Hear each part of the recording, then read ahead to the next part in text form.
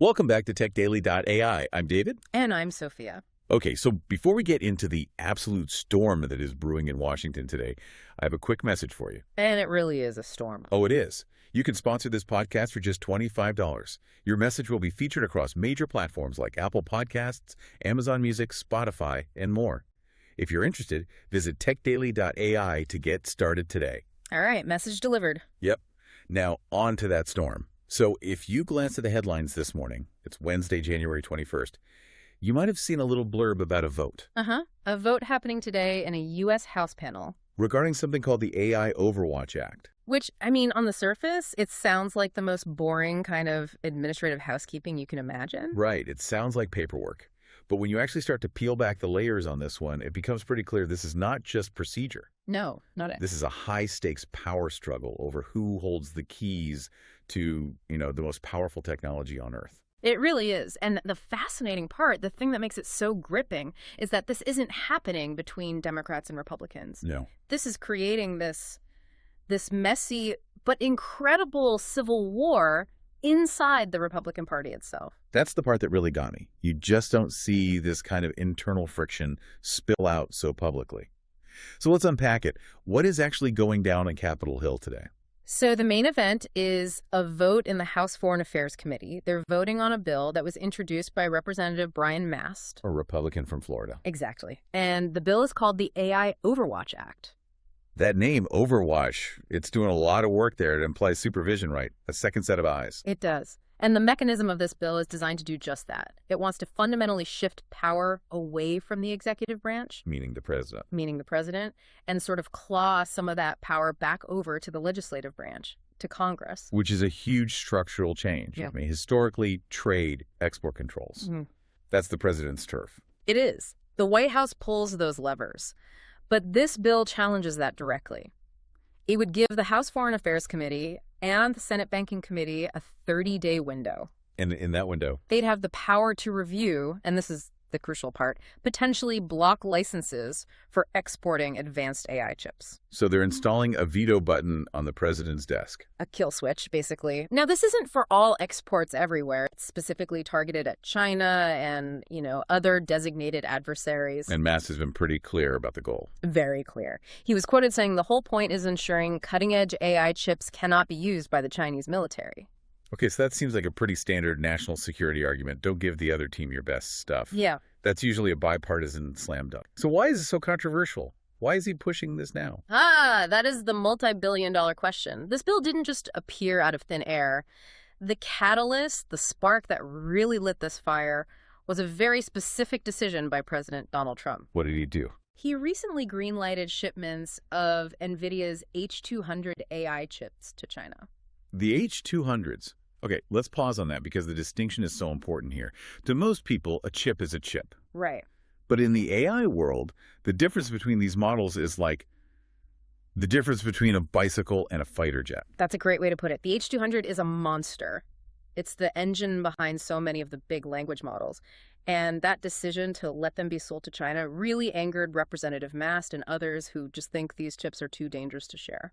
And this is where that Civil War part really kicks in. Yeah. You have a Republican president approving the sale and a Republican congressman trying to stop him. It's a really nuanced fight. And to be clear, it's not like President Trump has opened the floodgates completely. He did ban Nvidia's Blackwell chips. Which are the absolute newest, the bleeding edge generation. Exactly. The successor to the H200, he banned those. And he also stopped ASML from selling their most advanced chip-making tools to China. So there were restrictions. And Mast actually applauded those specific moves. He did. He called the president beyond wise for it.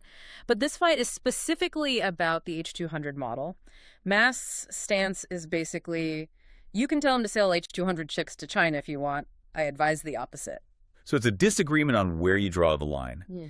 The White House thinks the H200 is okay to sell, probably for economic reasons. Right. Keep Nvidia happy. And Mast thinks the H200 is already over that line. And he's not the only one sounding the alarm. This gets us to the industry side of things, which is just as heated.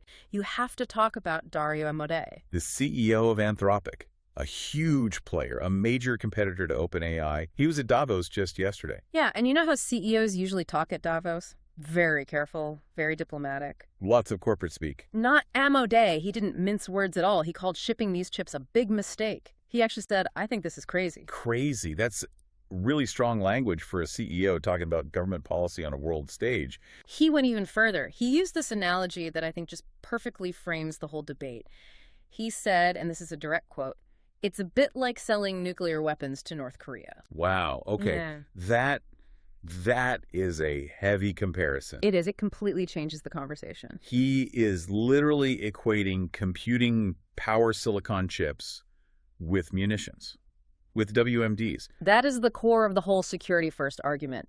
If you believe AI can be used for cyber warfare or bioweapons or autonomous military drones, Then giving them the hardware to run it. is, in his view, like handing over the keys to a nuclear arsenal. It really puts the H200 fight in perspective.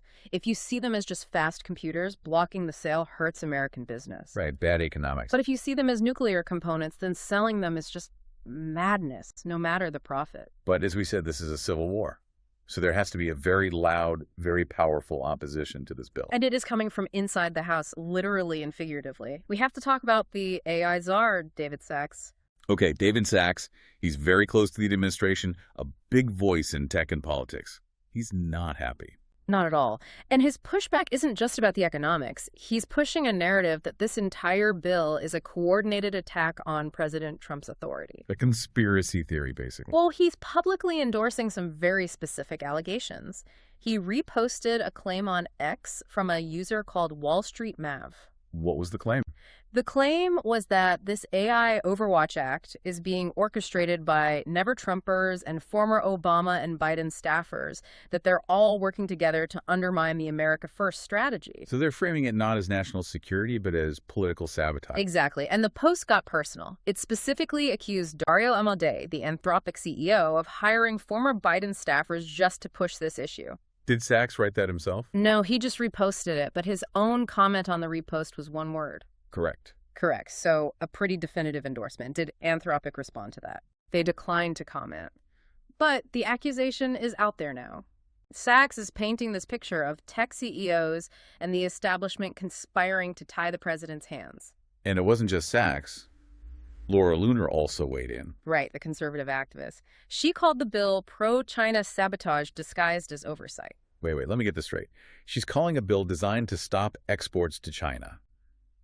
Pro-China sabotage. How does that work? The logic is a bit winding, but the argument is that by hamstringing American companies like Nvidia, you weaken the American economy. And if you weaken the U.S. economy, you're helping China by comparison. That's the idea. So indirectly, you're helping China. It's fascinating, isn't it? The exact same action-blocking chips is seen by one side as stopping the Chinese military and by the other as sabotaging America. That is the political fracture in a nutshell. And it's making for some really strange bedfellows. You have a Republican committee chair, Mast, pushing a bill to restrict a Republican president. You have a top tech CEO agreeing with him. And then you have the president's own AI czar accusing that Republican chair of working with his enemies. It completely scrambles the usual partisan lines. It's a fundamental disagreement inside the party about the nature of the AI threat and the separation of powers. And speaking of that friction, there was that interesting detail about a media campaign last week. Yes, this was very telling.